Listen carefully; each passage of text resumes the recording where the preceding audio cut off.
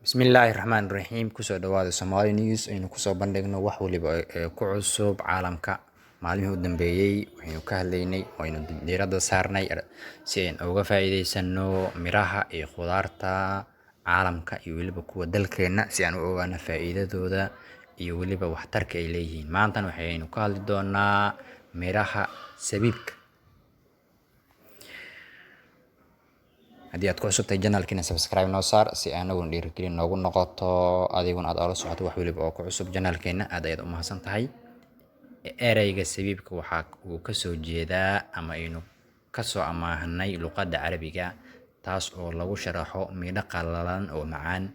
Sabiibtu waxaa lagu tiriyaa in ay carabta ka samayn jireen khamriga inta aan la xaaraantinimeyn islaamka ka hor. Kadib waxay gaadhay xadaaradii kale ee Roomaanka iyo Giriigga. Maanta caalamka sabiibta ugu qaalisan waxaa soo saara Faransiiska iyo Talyaaniga. Soomaalidana waxa ay hadda uga timaada dalka Shiinaha. Sabiibka waa midho la qalajiyey ee canabka. Sabiibka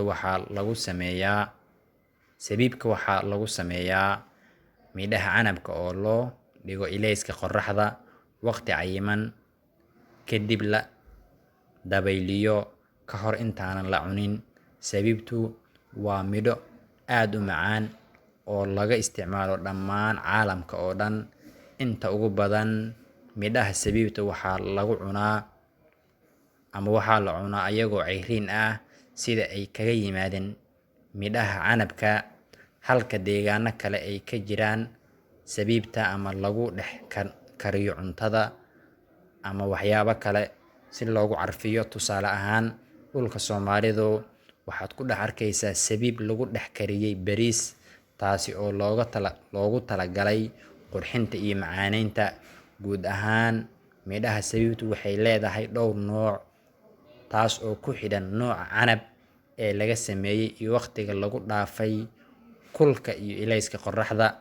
Midabka ugu badan ee lagu yaqaan sabiibka waxaa ka mid ah madow khafiif xigo ama madow khafiif yar ah, casaan madow xigo, caddaan khafiif ah, iyo huruud jaamud ah.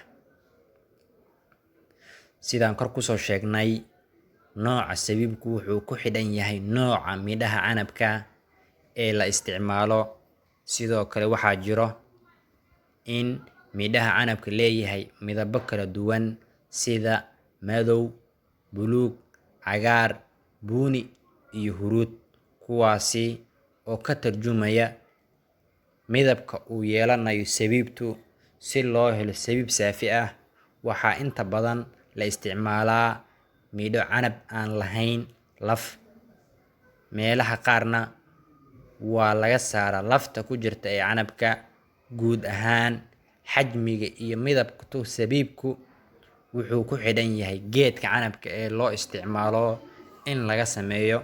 Waxaa jiro noocyo loo isticmaalo kiimiko si loogu sameeyo midabo aad u qurux badan, kuwaas oo ka mid ah sabiibta dahabiga. Si loo sameeyo sabiib dahabi ah, waxaa midhaha canabka lagu daraa isku dhiska curiye kiimiko sulfur 2 oxygen, taas oo markuu midhuhu qalalo ka dhigta mid midab dahabi ah leh. Waad ku mahadsan tahay qaabka wanaagsan ee aad u dhageysatay ama aad u daawatay.